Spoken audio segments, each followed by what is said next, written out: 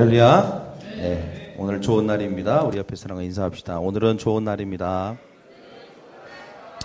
네, 여러분 미라클 페스티벌에 누구를 초대하고 싶으십니까? 한번 눈을 잠깐 감아보세요. 떠오르는 이름이나 얼굴이 있습니까? 눈을 감아보십시오. 자, 이제 눈을 뜨시면 됩니다. 바로 그 사람을 초청하면 됩니다. 알았죠? 그 사람에게 가서 특별히 이번 주와 다음 주 항상 우리에게 기회가 있는 건 아닙니다.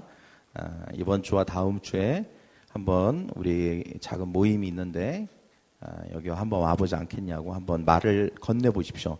말을 건네는 거는 어려운 게 아니죠. 말이라도 해보자 뭐 이런 거 있지 않습니까? 그래서 말이라도 한번 해보십시오. 여러분이 저 사람은 아무리 초청해도 안 올 거야 이렇게 하는 사람이 의외의 반응으로 온다고 할 수 있습니다. 또 그 사람들을 위해서 기도해 보십시오. 그러면 하나님이 마음을 주실 것입니다. 우리 옆에 있는 사람에게 말이라도 해봅시다. 그날 또 하나님께서 우리에게 좋은 일을 행하실 줄 믿습니다. 에베소서 4장 25절입니다. 에베소서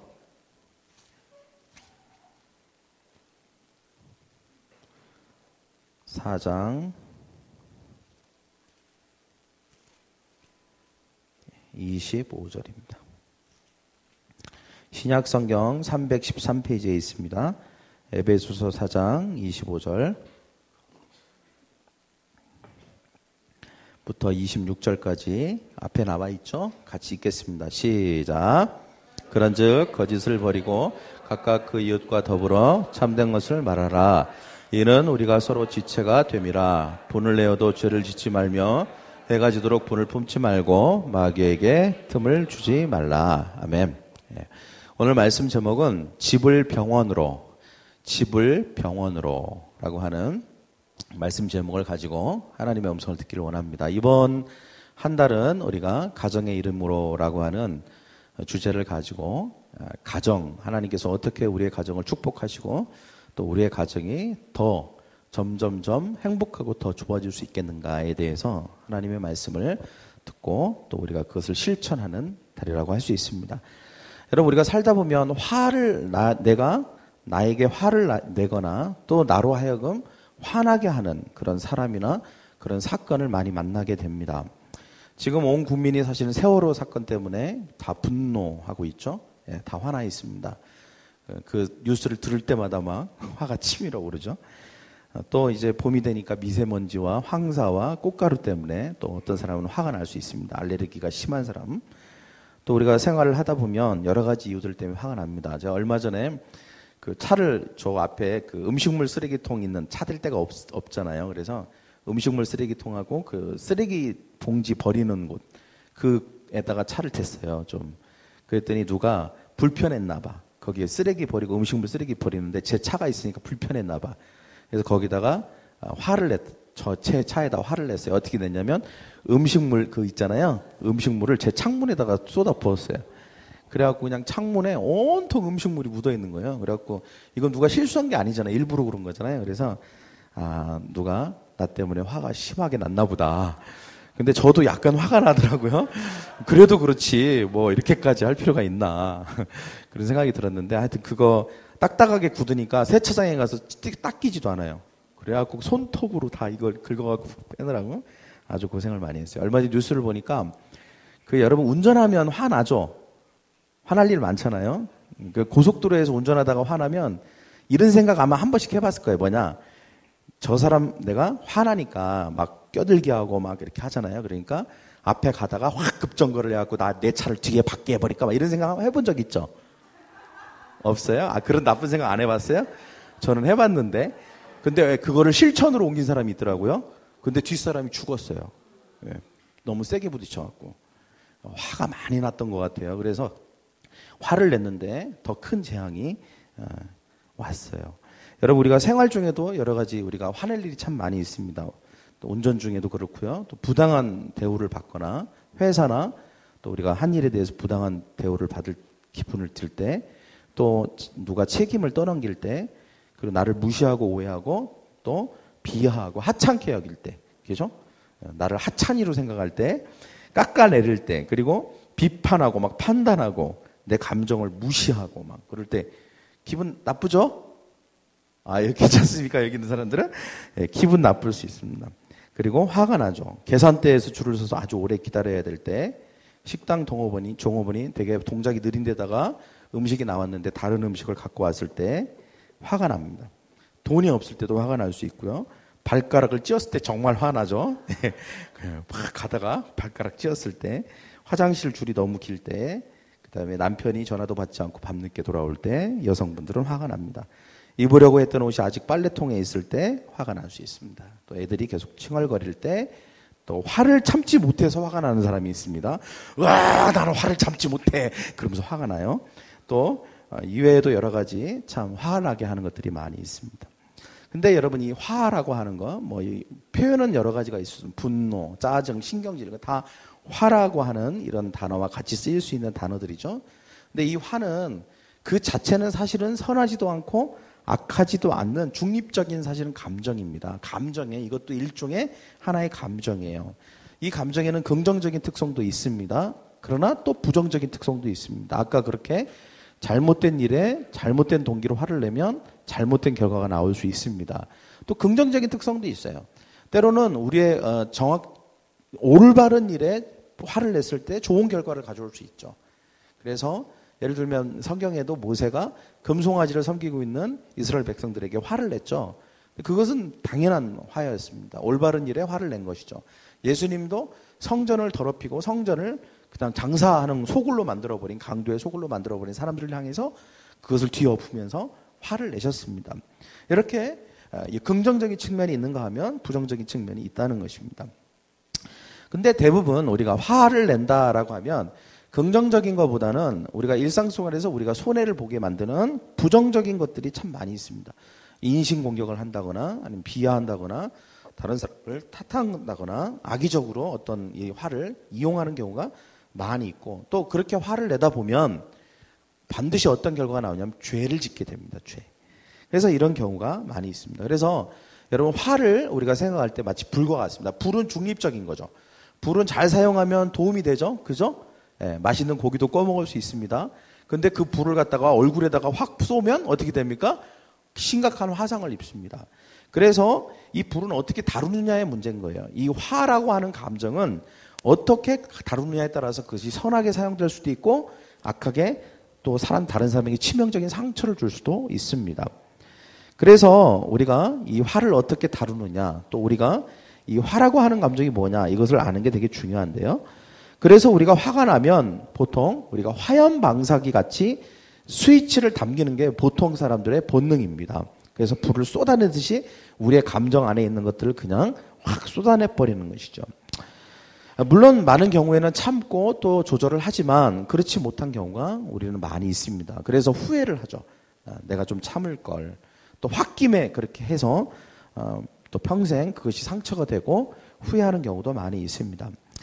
근데 우리가 보십시오. 우리가 매일 아침 출근을 하거나 등교를 할 때 어쩌면 우리가 가서 만나는 사람들이나 그 상황은 종종 우리에게 화염방사기를 뿌리는 것과 같은 상황이나 사람을 만나기도 할 수 있습니다.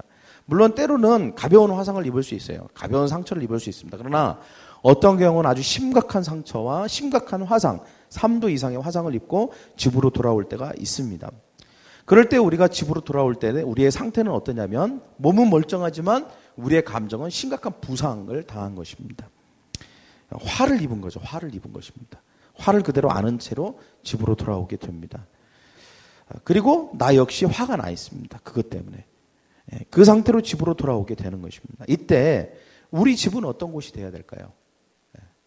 우리 집은 어떤 곳이 되어야 될까요? 우리 집은 바로 그 화난 감정과 상한 감정과 이것을 치유하는 병원이 되어야 될 줄 믿습니다. 할렐루야.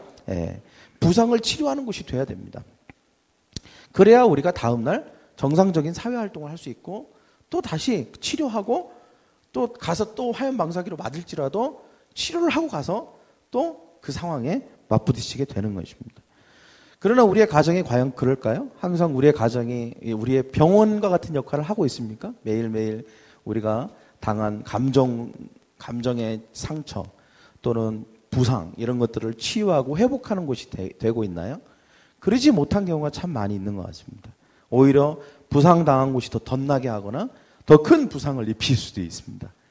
또 어떤 경우에는 그것이 회복의 공간이 아니라 더 심한 가혹한 전쟁터가 되기도 합니다. 이것은 하나님이 우리의 삶에 우리에게 주시려고 했던 원래 가정의 모습이 아닙니다. 더 상처받고 더 부상당하고 회복과 치유가 아니라 더 가정이 더 가혹한 곳이 되는 것. 이것이 하나님이 우리에게 원래 계획하신 가정의 모습이 아니라는 것입니다. 어떻게 하면 우리가 이런 병원 같은 가정, 치유와 회복이 있는 가정을 만들 수 있을까요? 오늘 특별히 에베소서 말씀은 우리에게 이 세 가지를 이야기하고 있습니다. 이 세 가지를 위해서 우리 세 가지를 말해줌으로 말미암아 이 가정을 병원과 같은 곳으로, 회복과 치유가 있는 곳으로 만들 수 있다고 말하고 있습니다. 첫째는 한번 같이 읽겠습니다. 시작. 우리는 사랑으로 진실을 말해야 합니다. 사랑으로 진실을 말하라고 합니다. 25절 보니까 같이 읽겠습니다. 시작. 그런즉 거짓을 버리고 각각 그 이웃과 더불어 참된 것을 말하라. 이는 우리가 서로 지체가 됨이니라. 자, 참된 것을 말해라. 이 참된 것을 말한다는 게 뭘까요?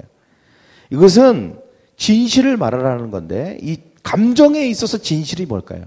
감정에 있어서 진실. 그것은 솔직한 감정을 말하는 것입니다. 솔직한 감정을 내가 화가 났으면 그 내가 화가 난 감정을 솔직하게 내가 마음이 상했으면 어떻게 마음이 상했고 무엇 때문에 마음이 상했는지에 대해서 솔직하게 이야기를 하라는 것이죠. 네. 여러분 우리가 솔직하게 말하지 않으면 치유를 받을 수 없습니다. 환자가 의사에게 어디가 아픈지를 정확하게 솔직하게 얘기하지 않으면 어떻게 치유를 받겠습니까? 마찬가지입니다. 우리가 우리의 감정에 대해서도 솔직할 필요가 있다는 것이죠. 근데 많은 경우에 솔직하게 이야기하지 않습니다. 여러 가지 이유가 있습니다. 더 큰 상처를 받을까 봐 아니면 자존심 때문에 뭐 여러 가지 이유가 있지만 그래서 솔직하게 감정을 이야기하지 않아요. 그래서 더 큰 문제가 생기고 그로 인해서 더 큰 상처를 받게 되는 것이죠. 여러분 여기서 진실이 뭡니까? 진실. 정말 참된 것. 그것은 화가 난 이유입니다. 이유. 진짜 이유. 진짜 이유. 원래 화는요. 내가 화를 낸다라고 하는 거, 화가 난다라고 하는 이 감정은 1차적인 감정이 아니라 2차적인 감정입니다. 어떤 감정 때문에 화라는 감정이 두 번째로 온 거예요. 근데 많은 사람들이 이 1차적인 감정은 숨깁니다. 숨기거나 그것에 대해서 솔직하지 않아요. 그리고 2차적인 감정만 표현하는 것입니다. 그러니까 상대방이 잘 몰라요. 뭔가 막 얼굴이 굳어져 있고 막 뭐 물건을 집어 던지고 하는데 왜 그런지 모르는 거예요. 왜 그래요? 그러니까 알 거라고 생각합니다. 그러나 상대방은 몰라요. 2차적인 감정만 가지고 1차적인 감정을 추론하기가 굉장히 힘듭니다.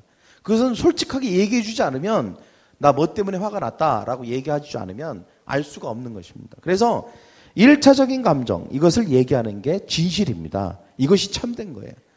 여러분 우리가 적어도 우리의 삶 가운데에 치유와 회복을 받기를 원한다면 감정을 솔직하게 숨기지 않고 얘기해야 될 줄 믿습니다. 할렐루야.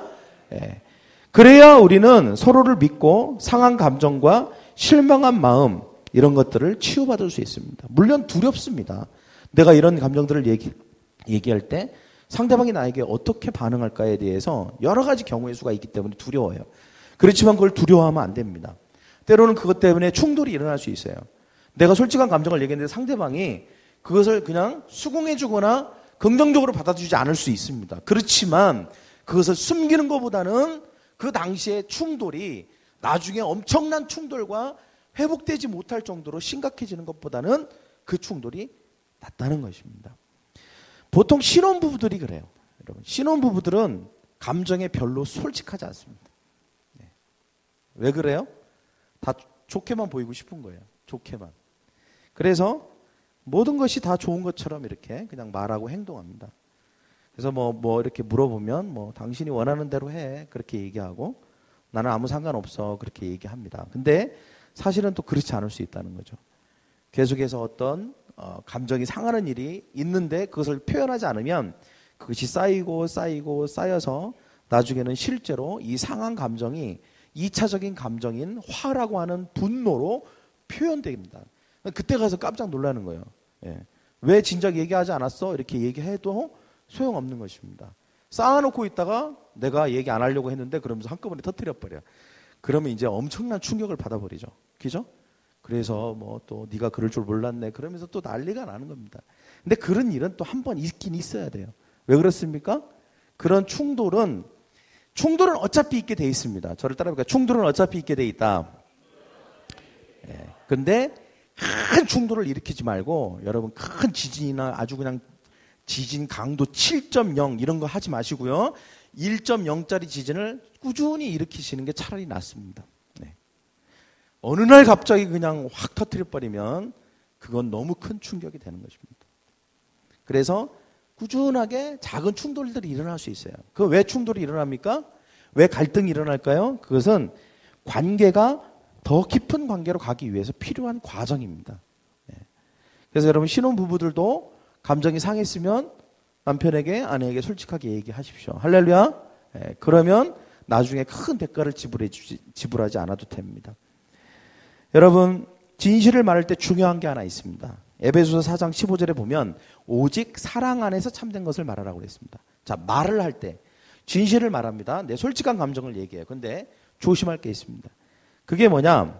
사랑으로 하지 않을 수 있다는 거예요. 뭡니까? 화풀이입니다. 화풀이. 그냥 확. 그리고 상대방을 아프게 하기 위해서 진실을 말할 수 있습니다. 너 한번 아파봐라. 그리고 또 이런 사람도 있어요. 내 기분 좋자고. 그렇게 이야기할 수 있습니다. 시원하거든요. 얘기를 하고 나면.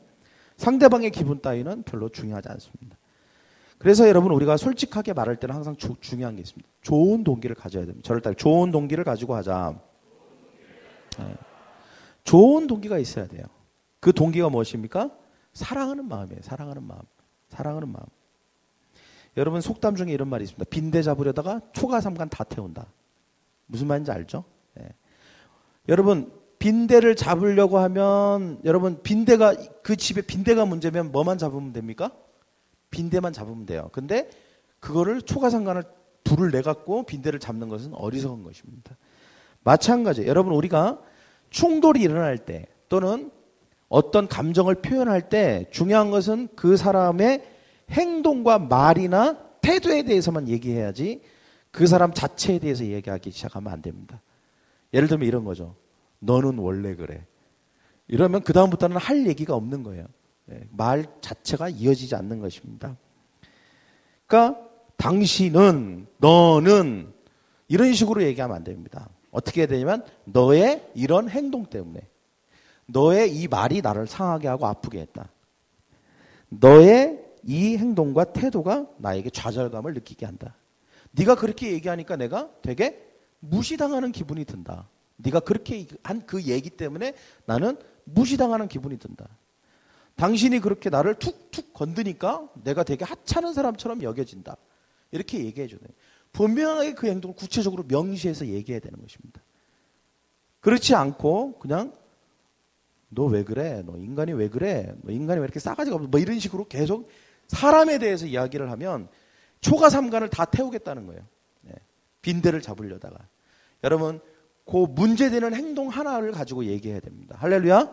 그 솔직한 것을 그것만 가지고 얘기해야 돼요. 그러지 않으면 관계가 발전되지 않습니다. 그것은 사랑의 마음으로 하는 게 아니라 그 사람 자체를 비난하고 그 다음에 그 사람 자체를 정죄하기 위한 이야기가 될 수 있다는 것입니다. 그리고 두 번째는 우리는 화를 내도 죄는 짓지 말아야 됩니다. 26절에 뭐라고 하고 있냐면 분을 내어도 죄를 짓지 말며. 여러분 우리가 화를 내어도 죄를 짓지 않을 수 있습니다.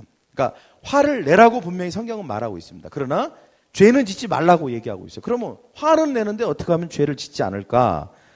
이것은 무엇을 말하느냐면 우리가 어떻게 행동하느냐의 문제인 것입니다. 어떻게 표현하느냐의 문제인 거예요. 여러분 이 죄라는 단어의 뜻은 뭐냐면 관역에서 빗나가다 이 뜻입니다. 관역에서 빗나가다. 즉 여러분 화를 낼 때는 화를 내는 목적이 분명해야 돼요. 여러분이 감정을 솔직하게 얘기할 때는 감정을 솔직하게 얘기하는 목적을 분명하게 하고 해야 됩니다. 그러지 않으면 그것이 빗나가서 사람을 상처를 주게 하거나 아니면 아까와 같은 그런 재앙을 당할 수 있습니다. 여러분 화를 내는 목적이 무엇입니까? 다른 사람 기분을 상하게 하기 위해서 네가 나한테 이렇게 상하게 했으니까 나도 똑같이 너한테 해줄 거야. 이게 화를 내는 목적인가요? 여러분 왜 보통 화를 낼 때 어떤 목적을 가지고 화를 냅니까?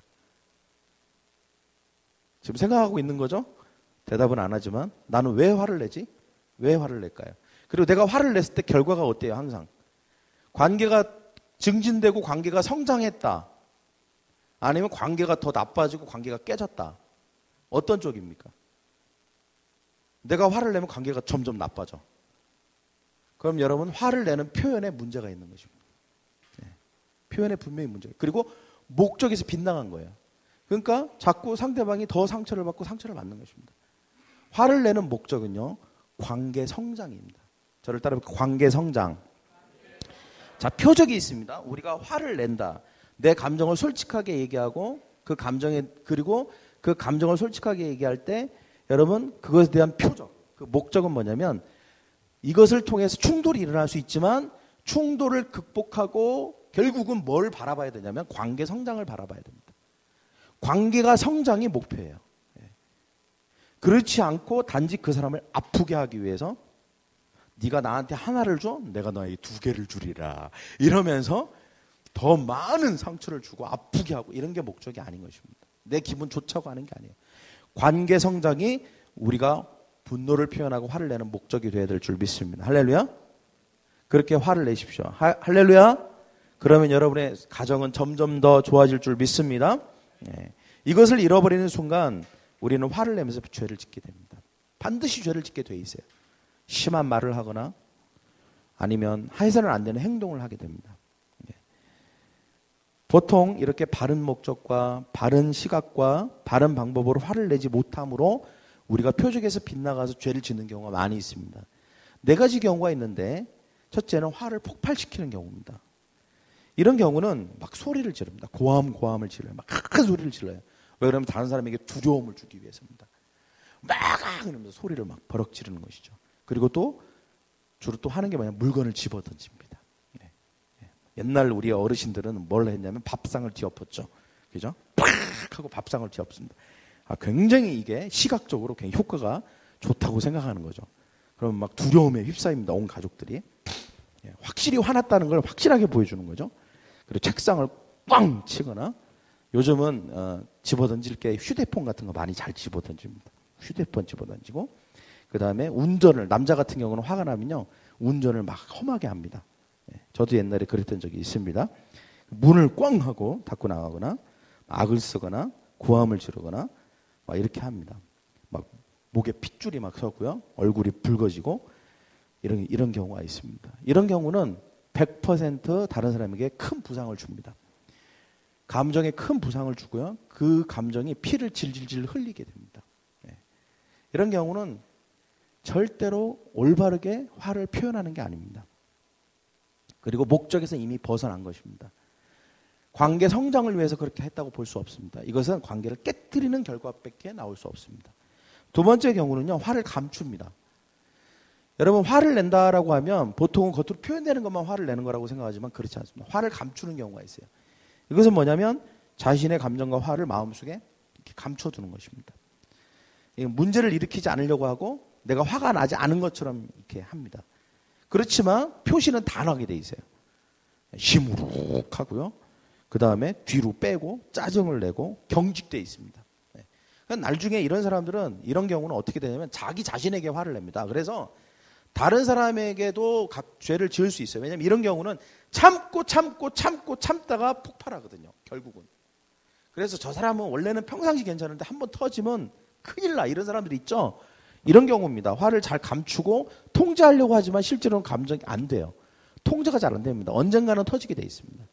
그래서 차라리 감정을 건강하게 솔직하게 얘기하는 훈련을 하는 게 훨씬 좋습니다. 나중에는요. 그걸 폭발을 못하면 병이 납니다. 대부분 우울증, 그 다음에 스트레스, 심각한 두통에 시달리는 사람들은 바로 이렇게 감정을 정확하게 건강하게 표현하지 못하는 경우가 대부분이라고 할 수 있습니다. 이게 심해지면 어떻게 되는 줄 아세요? 원한이 생깁니다. 원한이 생겨요. 그래서 자기 자신도 해하게 됩니다. 세 번째는요. 화를 간접적으로 내는 경우입니다. 이런 경우는 흔하게 볼 수 있어요. 화를 안 내는 것 같은데 화를 내는 거예요. 어떻게 내냐? 표면적으로 아까처럼 뭘 집어던지고 이렇게 할 용기는 없어요. 그렇지만 어떻게 하냐면 표시 안 나게 화를 내는 거죠. 약속을 안 지킵니다. 일부러. 그 다음에 일부러 뭔가 팀원들이 뭐 할 때 보조를 맞추지 않아요. 일부러 애를 먹이는 것입니다. 복수를 하는 거죠. 복수를 하는 것입니다. 그 다음에 예와 아니오가 분명하지 않습니다. 그리고 등 뒤에서 험담을 합니다. 왜냐하면 앞에 나가서 얘기할 자신은 없으니까 뒤에서 비판하고 꽁하고 등 뒤에서 험담을 합니다. 비꼬는 말을 해요. 비판적입니다. 근데 이게 다 자기가 이렇게 분노를 표현한 건 다 결국은 알게 돼 있습니다. 그죠? 그래서 결국 또 어떻게 됩니까? 결국 이런 경우는 너 한번 당해봐라 이거거든요. 근데 대놓고 하지 않고 뒤에서 하니까 근데 결국은 다 알게 돼 있습니다. 그래서 또 역시 관계가 증진되고 관계가 성장하는 게 아니라 어떻게 됩니까? 관계가 깨지게 돼 있습니다. 이 세 가지 경우. 또 네 번째는 뭐냐면 다른 사람 정죄하는 것이죠. 계속해서 정죄하는 거예요. 실수에 대해서 계속 지적하고 공격하는 것입니다. 그래서 계속 그 부분을 계속 지적하는 것이죠. 이런 네 가지 경우로 화를 표현하기 시작하면 이것은 관계가 성장하지 않습니다. 관계가 점점 나빠지고 점점점 관계는 깨지게 되고 서로에게 더 심각한 부상을 입히게 되는 것이죠. 이것은 건강하게 화를 표현하는 경우라고 할 수 없습니다. 어떻게 해야 됩니까? 화를 표현할 때 가장 중요한 게 있습니다. 그것은 뭐냐? 이 네 가지 경우 다 뭐냐면 솔직한 감정으로 대화하지 않는다는 거예요. 대화가 핵심 키인 것입니다. 저를 따라 대화. 여러분 솔직하게 대화하는 것입니다. 솔직한 감정을 대화하는 거예요. 나는 너의 어떤 행동과 어떤 말 때문에 내가 이렇게 감정이 상했다. 내가 기분이 상해 있다. 라고 하는 것을 그때 충돌이 일어날지라도 그것을 회피하거나 피하지 않고 그 상황에 직면하는 것입니다. 그리고 감정을 표현하는 게 아니라 감정을 말해주는 것입니다. 보통은 여러분 감정을 표현할 때 말로 하지 않습니다. 그렇죠? 여러분 싫어하는 사람이 오면 제가 당신이 그때 이렇게 얘기해서 제가 감정이 많이 상했습니다. 이렇게 얘기하지 않고 어떻게 하죠? 싫어하는 사람이 오면 돌리거나 에이씨 하거나 그럽니다. 일부러 커피에다가 침 타고 그죠? 다 감정을 행동으로 합니다. 행동으로. 말로 하지 않아요. 여러분 부부끼리도 싸우면 어떻게 해요? 다 행동으로 하잖아요. 그죠? 예. 밥 안 해주고 그죠? 예. 막 집어 던지고 그다음에 막 소리 지르고 그러잖아요. 다 행동으로 합니다. 감정을요 말로 표현하는 훈련을 해야 됩니다.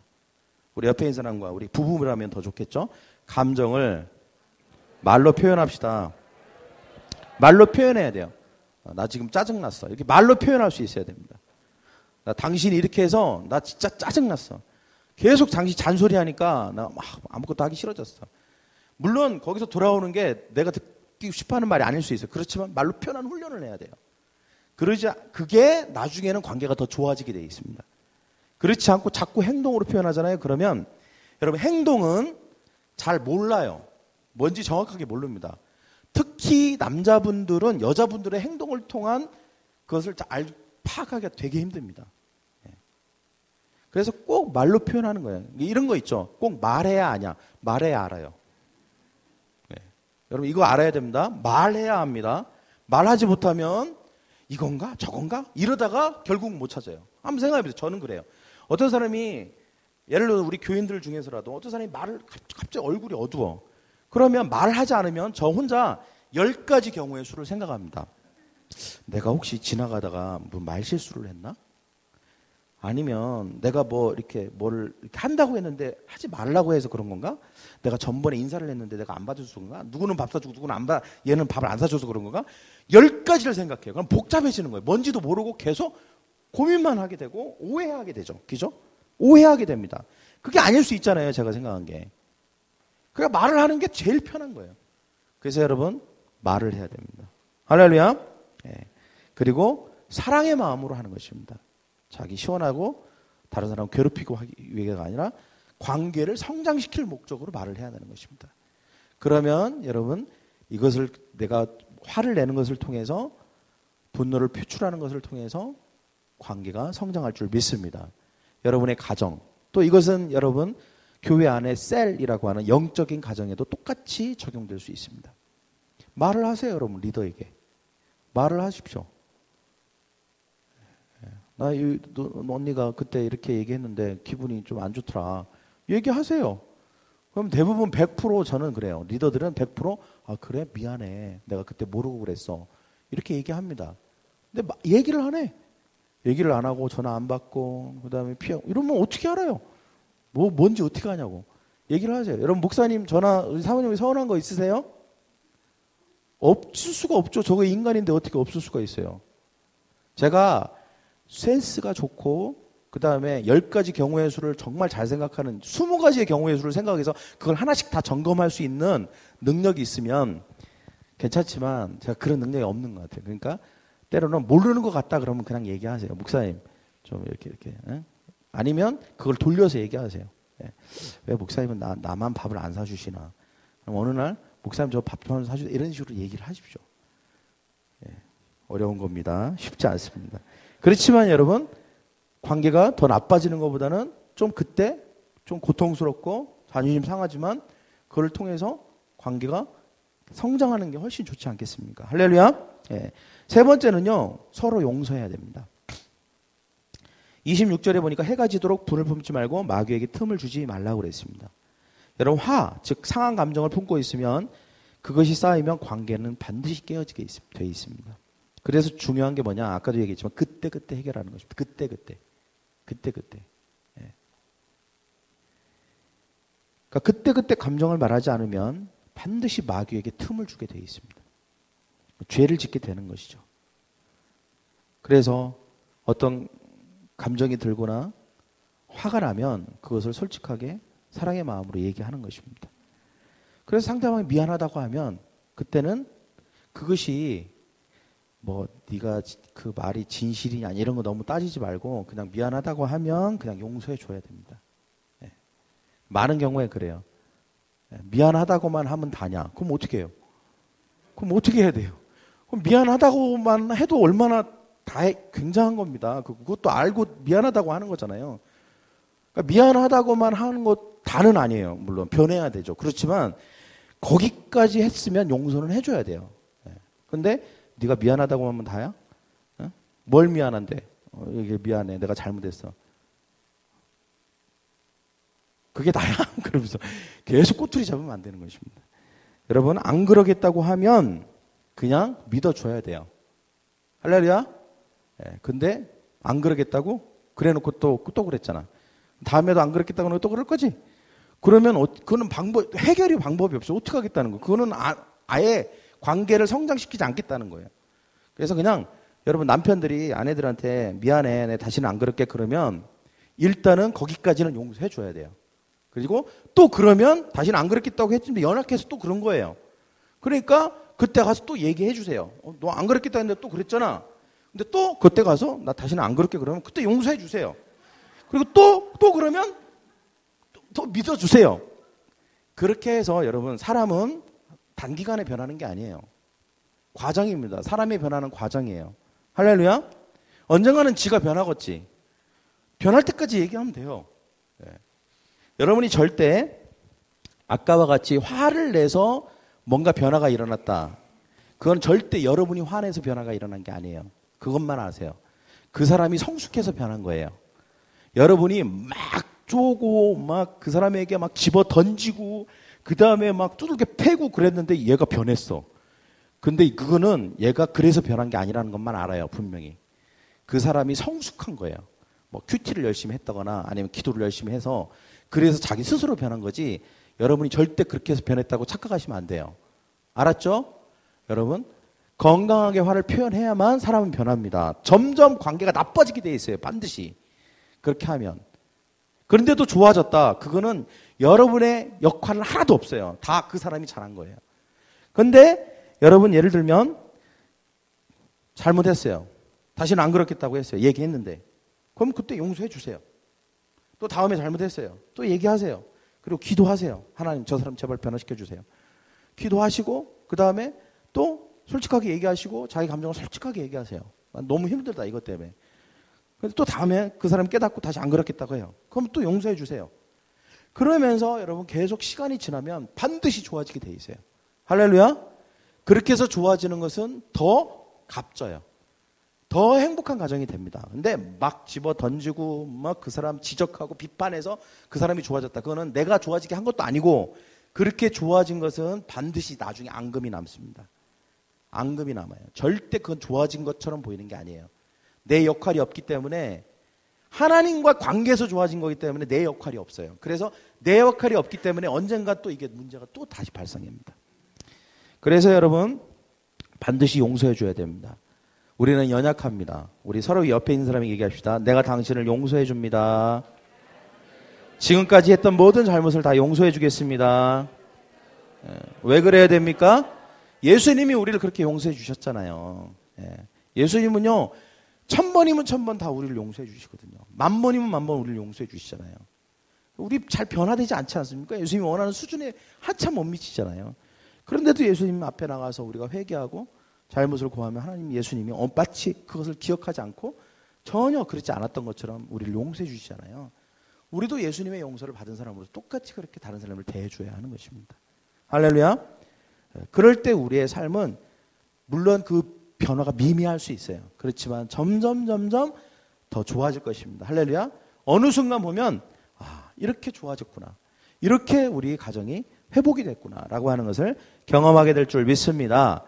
여러분 평생 했던 태도와 말과 행동이 어떻게 한순간에 바뀌겠어요? 조금씩 변화되는 것입니다. 할렐루야. 여러분 하나님도 우리를 그렇게 기다려 주셨습니다. 우리도 역시 다른 특별히 가족의 관계 속에서 그런 기다림과 인내를 가지고 사랑하는 마음으로 기다려주고 용서하는 저와 여러분이 되기를 원합니다. 그러면 우리는 행복한 가정을 만들 수 있습니다. 우리 옆에 있는 사람에게 우리는 행복한 가정이 될 것입니다. 우리는 점점 좋은 가정이 될 것입니다. 여러분 세상에서 상처를 받고 계십니까? 그렇다면 여러분 그 상처를 가지고 집에 돌아왔을 때 그 상처가 치유되고 회복되는 가정이 되기를 간절히 축복합니다. 할렐루야. 그러기 위해서 여러분이 많이 훈련해야 됩니다. 이것은 저절로 배워지는 게 아니고 저절로 태어날 때부터 획득되는 게 아닙니다. 우리의 감정을 표현하는 기술, 그리고 솔직하게 얘기하는 대화법, 그리고 사랑의 마음을 갖는 것, 이런 것들은 우리가 끊임없이 하나님 안에서 영적으로 훈련하고 또 우리가 여러 가지 이런 말을 훈련을 통해서 태도를 훈련을 통해서 또 우리가 서로를 용서함으로 우리는 점점점 그것이 개발될 거고 잘하는 사람이 될 것입니다. 그러면 우리가 이 세상에서 어떤 일을 경험하더라도 우리의 가정은 항상 포근하게 우리를 치료해주고 우리를 감싸주는 가정이 될 줄 믿습니다. 그러면 우리는 이 세상이 두렵지 않습니다. 할렐루야. 행복한 삶을 살게 될 줄 믿습니다. 그런 저와 여러분이 되기를 간절히 축복합니다. 우리 다 같이 일어나서